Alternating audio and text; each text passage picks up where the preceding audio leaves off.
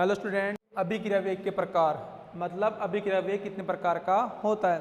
हमने पिछली क्लास में डिस्कस किया था अभिक्रिया वेग क्या होता है, ठीक है, उसका मात्रक और ग्राफ प्लॉट किया था, शांत और समय के मध्य ग्राफ। हमारा आज का जो टॉपिक है वह है अभिक्रिया वेग के प्रकार। ठीक है, स्टार्ट करते हैं अभिक्रिया वेग के प्रकार। बच्चों, अभिक्रिया वेग तीन प्रकार का होता है मुख्यतः। पहला है औसत वेग, सेकंड है ताक्षणिक वेग, ठीक है, और तीसरा बच्चों प्रारंभिक वेग। ठीक है। औसत वेग को बच्चों डिनोट करते हैं अपन v बार से, ताक्षणिक वेग को डिनोट करते हैं v इंस्टेनियस INST, और प्रारंभिक वेग वो होता है बच्चों, वो होता है t बराबर 0 समय पर। ठीक है, तो वेग मुख्यतः तीन प्रकार का होता है, औसत वेग, ताक्षणिक वेग और प्रारंभिक वेग। ठीक है, तो अपन पढ़ेंगे 1 बाय 1 परिभाषा और फॉर्मूला। तो स्टार्ट करते हैं। सबसे पहले औसत वेग क्या होता है। ठीक है, तो देखो सामने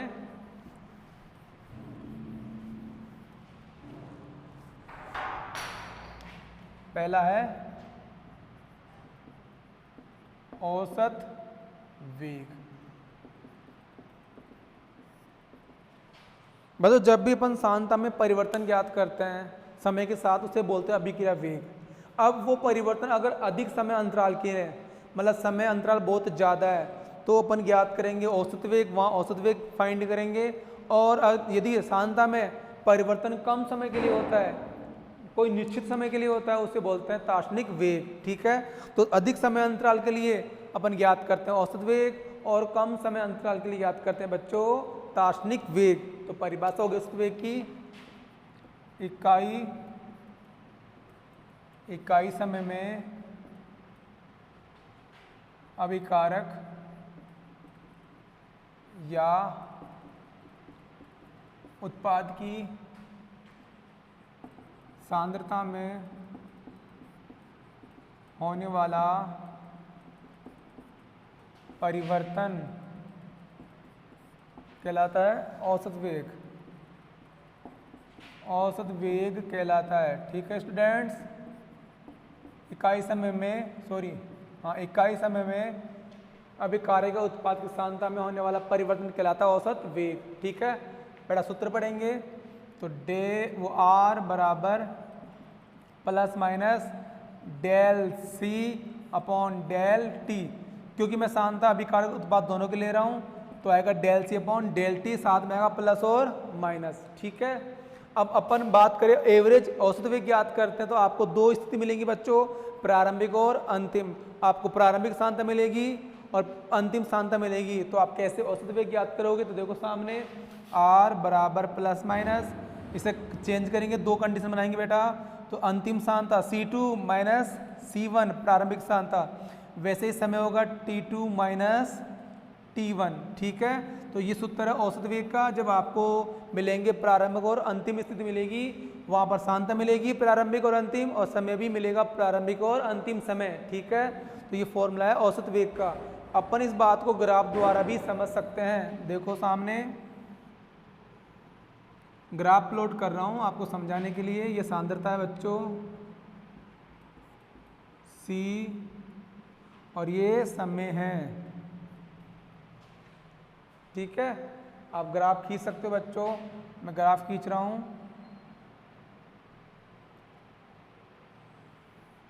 माना मैं ग्राफ में अभिकारक की सांद्रता ले रहा हूं केवल, माना 2 पॉइंट है, माना ये स्टार्टिंग पॉइंट है बच्चों,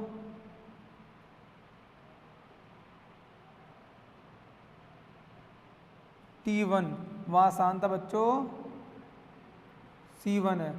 जैसे समय बढ़ेगा बच्चों T2 समय हो जाएगा, तो वहाँ सांद्रता घटकर C2 हो जाएगी। तो बेटा सूत्र आएगा, यहाँ देख रहे हैं R बराबर C2 माइनस C1 बड़ा ब्रैकेट T2 माइनस T1। बेटा सूत्र वही आएगा, लेकिन सूत्र में दोनों चिन्ह नहीं आएंगे। ये ग्राफ डिनोट कर रहा है केवल अभिकारक को, तो सूत्र में क्या आएगा माइनस। ठीक है बच्चों, रिपीट कर रहा हूँ मैं आपको, जब औसत ज्ञात करना हो तो आपको दो स्थिति मिलेगी, प्रारंभिक और अंतिम। तो आपको सूत्र लगाना है C2 minus C1 upon T2 minus T1 और चिन्ह लगाना है आपको किसकी सांद्रता मिली है, अभिकारक की मिली है या उत्पाद की दी गई सांद्रता हो।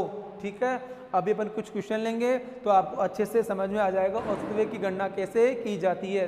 एक बार आप इसे नोट कर लीजिए। ठीक है,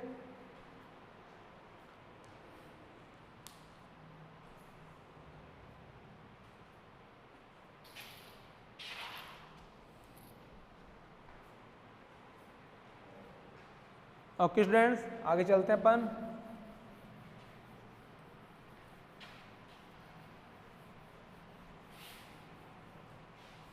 क्वेश्चन लेने से पहले मैं आपको बता रहा हूं, यदि प्रश्न में अभिकार्य की सांद्रता दे रही है तो आप क्या सूत्र लगाओगे और उत्पाद की सांद्रता देगी तो क्या सूत्र लगाओगे। ठीक है, तो देखो ग्राफ समझते हैं। माना आपको सांद्रता दे रही है अभिकार्य की R और समय है T। ठीक है, तो ग्राफ आएगा अभिकार्य के लिए कम होता है। अभी ग्राफ मैंने बताया था हमेशा अभिकार्य की सांद्रता में समय के साथ क्या होती है, कमी। तो माना ये स्टार्टिंग पॉइंट समय का T1, यहाँ सांद्रता बच्चों R1 मैं अभिकारक ले रहा हूँ, समय बढ़ेगा T2 तो सांद्रता हो जाएगी बच्चों R2। तो जो वेग आएगा अभिक्रिया वेग आप ज्ञात करोगे minus del R upon del T। जब आप इस डेल को ओपन करोगे तो आएगा R2 minus R1 upon T2 minus T1। ठीक है, कोई डाउट नहीं है। तो जब आपको अभिकारक की सांद्रता मिले क्वेश्चन में तो आप लगाना R बराबर minus R2 minus R1 upon T2 minus T1 औसत वेग ज्ञात करने के लिए। ऐसे अगर उत्पाद की सांद्रता दे रखी हो तो देखो समय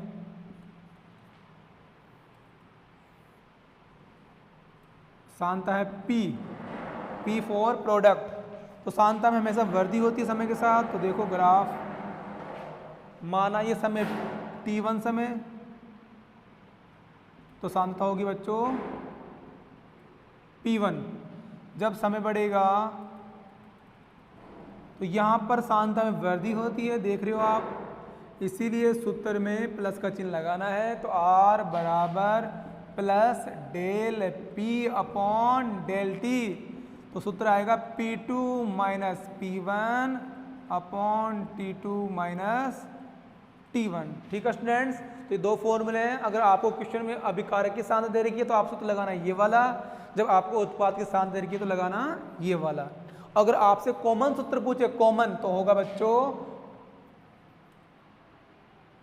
बराबर plus minus del C upon del T।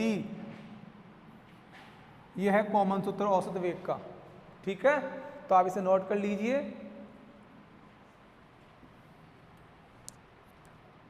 आगे अपन कुछ क्वेश्चन सोल्व करेंगे जिसमें औसत वेग की गणना करेंगे। ठीक है,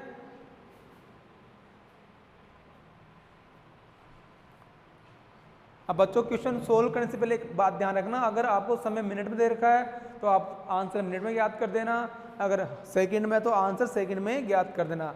अगर आपको क्वेश्चन में बोले कि अभिक्रिया वेग सेकंड के पदों में ज्ञात कीजिए तो आपको उस समय मिनट वाले समय को सेकंड में बदलना पड़ेगा। ठीक है, तो देखो देखते हैं अपन।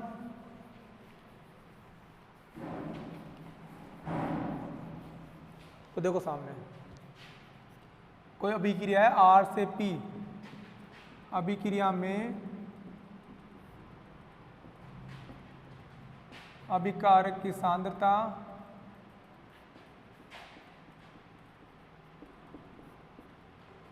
(0.03 मोल लीटर इनवर्स से घटकर 25 मिनट पश्चात 0.02 मोल L1 - 1 रह जाती है। ठीक है, तो आपको क्वेश्चन दे रखा सांद्रता स्टार्टिंग में 0.03 मोल लीटर इनवर्स है, 25 मिनट बाद में सांद्रता 0.02 मोल लीटर इनवर्स रह जाती है। तो औसत वेग की गणना मिनट एवं सेकंड में कीजिए। ठीक है बच्चों, ये क्वेश्चन दे रखा मैंने आर से पी अभिक्रिया है जिसमें अभिकारक की सांद्रता 0.03 मोल लीटर इनवर्स से 25 मिनट बाद घटकर 0.02 मोल लीटर इनवर्स रह जाती है। तो आपको फाइंड करना औसत वेग, एवरेज वेलोसिटी, ठीक है। तो देखो सूत्र लगाएंगे सबसे पहले। अभिकारक दे रखा आपको, तो देखो ये कोई अभिक्रिया दे रखी है आपको, अभिकारक आर है, तो सूत्र होगा बच्चों औसत वेग बराबर माइनस अभिकारक के लिए del R upon del T, R के लिए। जब आप इसको ओपन करोगे आपका दो कंडीशन है, प्रारंभिक और अंतिम सूत्र होगा R2 minus R1 upon T2 minus T1। सबके मान दे रखे हैं आपको, तो देखो दिया है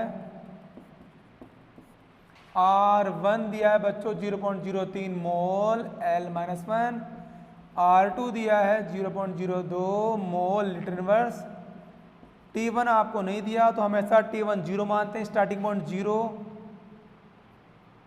हमेशा प्रारंभिक समय जीरो होता है, 0 मिनट, कितने समय बाद 25 मिनट बाद में T2 होगा 25 मिनट, ठीक है। सबका मान पुट करेंगे तो देखेंगे आगे क्या आंसर आएगा, आप इसे एक बार नोट कर लीजिए, ठीक है। आगे सोल्व करेंगे और औसत वेग की गणना करेंगे मिनट के पदों में। मैं समय यहाँ पर मिनट में ले रहा हूँ, जब आपको सेकंड में ज्ञात करना हो तो मिनट को सेकंड में बदलना, तो आप यहाँ पर 25 × 60 करोगे, ठीक है, मिनट बदलने के लिए, ठीक है, क्योंकि एक मिनट में कितने सेकंड होते हैं बच्चों, 60 सेकंड, ठीक है। तो देखो आगे देखते हैं।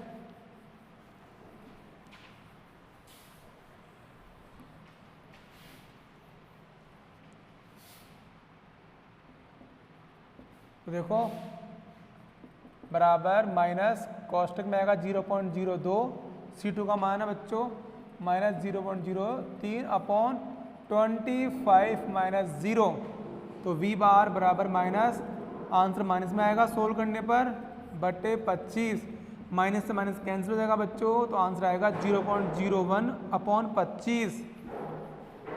सोल्व करेंगे बेटा तो 10 को हटाएंगे तो आएगा 1/25 × 100।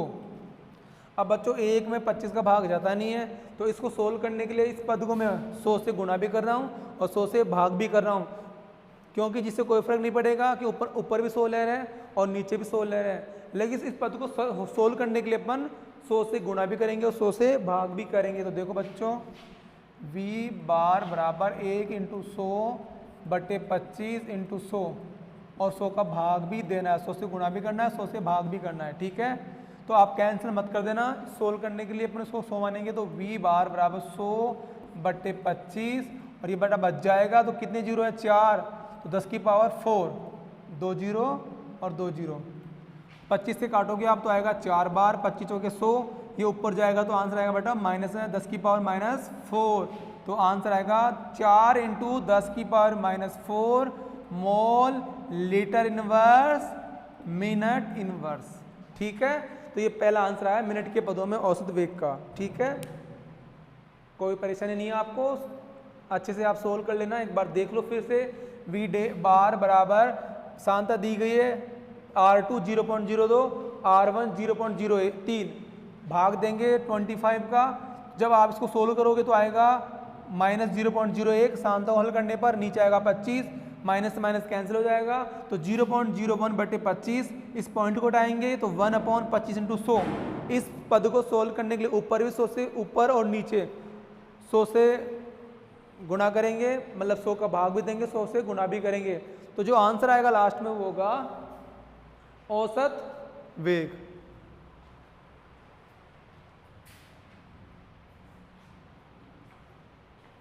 ठीक है, तो देखो सामने अपन ज्ञात करेंगे औसत वेग को सेकंड के पदों में। आप इस क्वेश्चन को सेकंड के पदों में ज्ञात करने के लिए आप सूत्र को वापस लगाओगे। देखो V डैश बराबर R2 minus R1 T2 minus T1 और सारे मान पुट करोगे और वापस पूरा हल करोगे, तब आंसर आएगा सेकंड में, ठीक है। और मिनट को बदलना सेकंड में × 60 करके।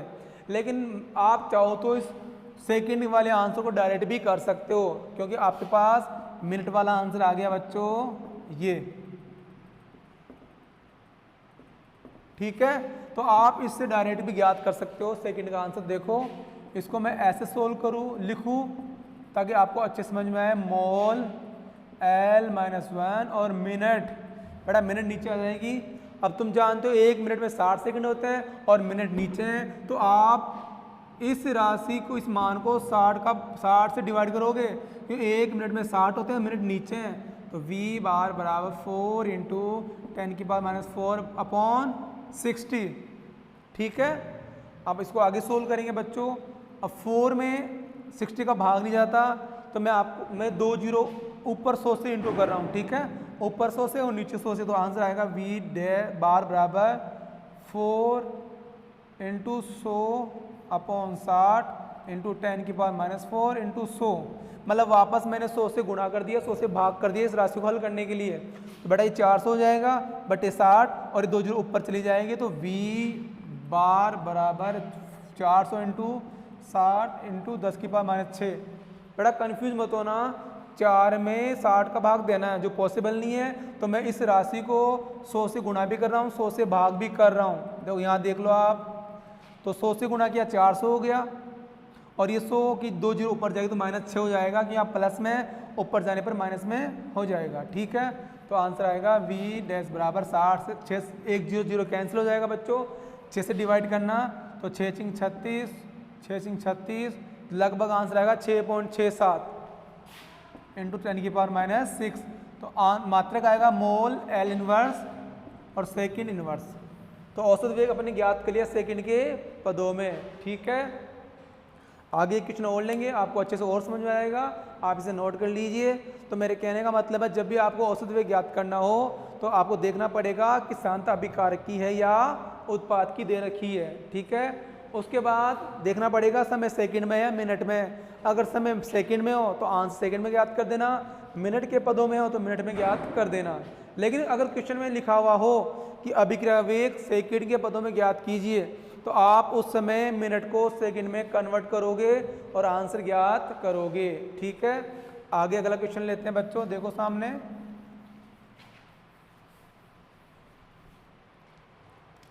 क्वेश्चन है, ए से कोई उत्पाद बना, अभिक्रिया में ए की प्रारंभिक सांद्रता 0.5 है तथा 10 मिनट के बाद ए की सांद्रता घटकर 0.4 मोल L inverse, 0.4 mole litre inverse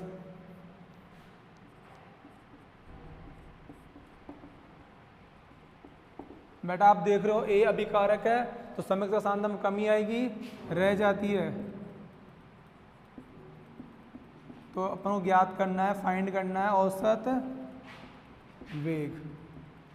ठीक है, सूत्र लगाएंगे बेटा R बराबर माइनस, क्योंकि ए अभिकारक है तो अभिकारक की सांद्रता, इस बार R मत लिखना बेटा, इस बार A लिख देना, क्यों मैं आपको अभिकारक A दे रहा हूँ, तो कोष्टक में A अपॉन डेल्टी।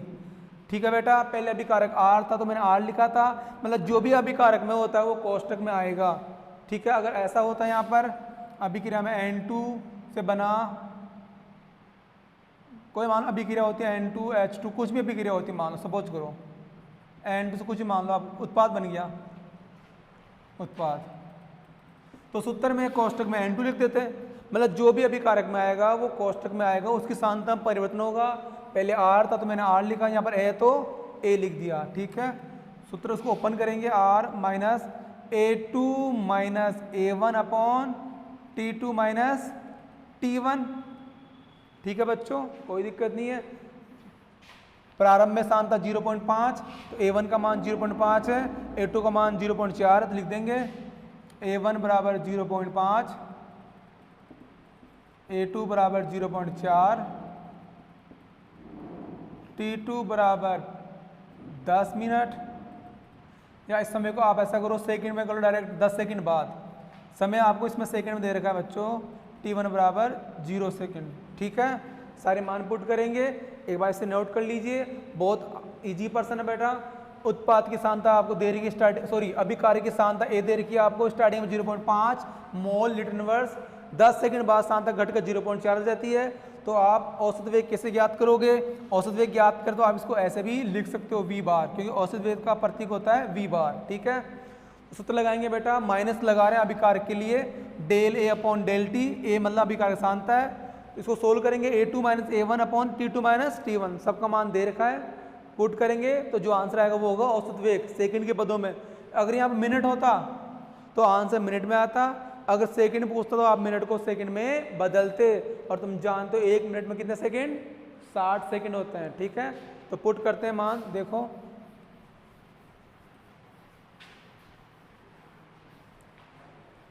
v बार बराबर माइनस 0.4 माइनस 0.5। ठीक है बच्चों, समय आएगा 10 माइनस 0, तो v डैश बराबर v बार बराबर माइनस, इसको सोल्व करो तो आएगा माइनस में आंसर 0.1 बटे 10, तो v बार बराबर माइनस से माइनस कैंसिल हो जाएगा बच्चों, 0.1 अपॉन 10, इस पॉइंट को सोल्व करेंगे 1 अपॉन 100।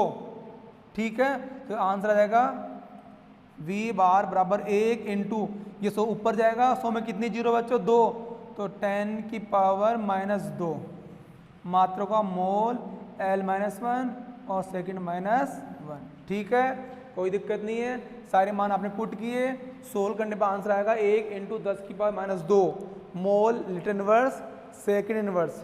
ठीक है, तो अपन ने 2 क्वेश्चन डिस्कस किए औसत वेग ज्ञात करने को। जहाँ तक मुझे आइडिया आपको समझ में आया होगा, तो जब भी औसत वेग ज्ञात करना हो तो आपको सबसे पहले देखना है प्रश्न में सांद्रता अभिकारक की है या उत्पाद की है। दूसरी बात, समय किस में दिया गया है, सेकंड या मिनट में। ठीक है, तो अपन आगे बढ़ते हैं। अभिक्रिया वेग का दूसरा भाग, ताष्णिक वेग, दूसरा प्रकार है ताष्णिक वेग। बेटा अपने टॉपिक में, अपने सिलेबस में ज़्यादा इंपॉर्टेंट पहला प्रकार है औसत वेग, ज़्यादा क्वेश्चन इससे बनते हैं। ताष्णिक वेग से क्वेश्चन बहुत कम बनते हैं, तो आपको उसकी परिभाषा और सूत्र याद रखना है। देखो दूसरा है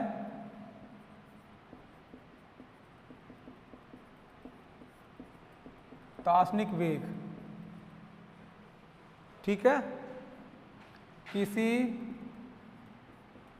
निश्चित क्षण मतलब पल, छोटे समय के लिए, बहुत कम समय अंतराल के लिए, निश्चित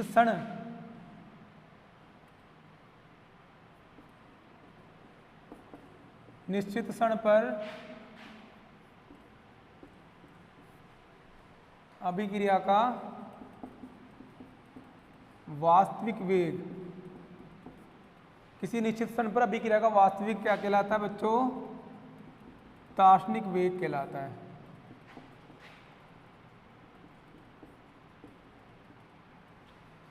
बेटा अपने औसत वेग का सूत्र पढ़ा था, plus minus del C upon del T. अब ताष्णिक वेग ज्ञात करने के लिए हम इस औसत वेग का अवकलन करेंगे लिमिट लगा के निश्चित समय के लिए। तो देखो ताष्णिक वेग का प्रतीक होता V I N S T बराबर लिमिट डेल टी से 0 से plus minus del C upon del T. Solve करेंगे तो बेटा अवकलन करेंगे तो आएगा डी, तो सूत्र वही रहेगा D C upon D T बन जाएगा। ठीक है बेटा, तो सूत्र आएगा v ताष्णिक वेग बराबर plus minus D C upon D T. ये निश्चित समय के लिए, मतलब छोटे समय के लिए सूत्र है, और जो औसत वेग है वो बड़े समय अंतराल के लिए होता है। ठीक है, आंसर दोनों से ज्ञात करने वही आएगा, बस इतना अंतर ये अधिक समय के लिए, कम समय के लिए ये आप आएगा डेल परिवर्तन के लिए आएगा D C upon D T. ठीक है, नोट कर लीजिए। अब आपको माना कोई ग्राफ दे रखा हो और किसी बिंदु पर ताष्णिक वेग ज्ञात करना हो तो कैसे करते हैं, आगे अपन पढ़ेंगे इसको। ठीक है बच्चों, नोट कर लिया, आगे देखो।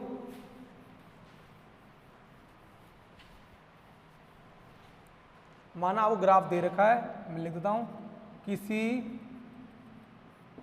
बिंदु P पर ताष्णिक वेग ज्ञात करने के लिए उस बिंदु पर एक स्पर्श रेखा खींचकर ढाल ज्ञात करते हैं। ठीक है, जब भी आपको तार्क्षणिक वेग ज्ञात करना हो किसी बिंदु पर तो स्पर्श रेखा खींचकर क्या ज्ञात करेंगे बच्चों? tan थीटा ढाल। जैसे ये कोई ग्राफ है, ठीक है, तो देखो ग्राफ खींच रहा हूं मैं, ये सांद्रता है और ये समय है। माना ये ग्राफ आपको दे रखा पहले से ऑलरेडी। अब देखो माना इस बिंदु पर आपको याद करना है तार्क्षणिक वेग, तो आप इस बिंदु पर एक स्पर्श रेखा खींचोगे बच्चों, ठीक है। माना ये पॉइंट है C1, बच्चों ये पॉइंट है C2, ये समय T1 और ये समय है T2। तो अपन बच्चों ढाल ज्ञात करेंगे। अगर आपको ज्ञात करना है तार्क्षणिक वेग, अब tan थीटा क्या होता है? tan थीटा का सूत्र होता है, आपने 10th क्लास पढ़ा होगा, लाल बटा कक्का, लंब बटा आधार। अब बेटा लंब है ये, आधार ये, लंब में सांद्रता है, आधार में समय, तो सूत्र बनेगा बच्चों प्लस माइनस, ठीक है, दोनों चीज लगा सकते हैं, लेकिन सांद्रता में कमी आ रही है तो यहाँ पर माइनस लगा देंगे, ठीक है। C2 माइनस C1 या del C upon del T, solve करेंगे C2 minus C1 upon T2 minus T1। तो इस प्रकार आप तार्क्षणिक वेग ज्ञात कर सकते हो, ठीक है।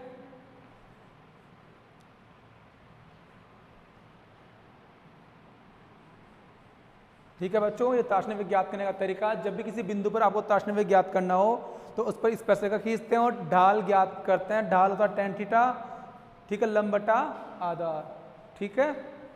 अब हमारा आज का लास्ट टॉपिक है प्रारंभिक वेग। अभिक्रिया वेग का तीसरा प्रकार है प्रारंभिक वेग, ठीक है, और नाम से स्पष्ट है प्रारंभिक वेग जो t बराबर 0 पे होता है। स्टार्टिंग में जो वेग होता है वो होता है प्रारंभिक वेग t बराबर 0 समय पर, ठीक है। तो स्टार्ट करते हैं, लास्ट उसकी परिभाषा पढ़ते हैं प्रारंभिक वेग।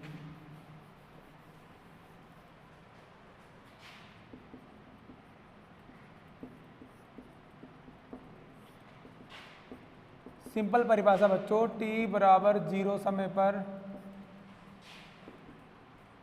किसी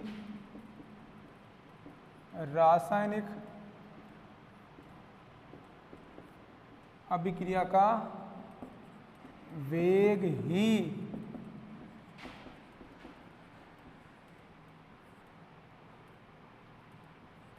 प्रारंभिक वेग कहलाता है, ठीक है स्टूडेंट्स। t बराबर 0 समय पर किसी रासायनिक अभिक्रिया का वेग ही कहलाता है प्रारंभिक वेग, ठीक है। तो अपने डिस्कस किए type of rate of reaction, अभिक्रिया वेग के प्रकार, पहला औसत वेग, दूसरा तार्क्षणिक वेग, तीसरा है प्रारंभिक वेग, ठीक है। मैं आपको पहले बता दिया और बता देता हूं कि इस तीनों पॉइंटों में औसत वेग इंपॉर्टेंट है क्योंकि वहां से न्यूमेरिकल भी बनते हैं, ठीक है। तो आज इतना ही, आगे पढ़ेंगे अगली क्लास में। हमारा अगला टॉपिक होगा अभिक्रिया वेग तथा स्टोइकियोमेट्री गुणांक में संबंध। माना आपको ये अभिक्रिया दे रखी होगी और उसके लिए आपको रेट ऑफ रिएक्शन पूछेगा तो कैसे ज्ञात करेंगे वो अपन अगली क्लास में डिस्कस करेंगे, ठीक है।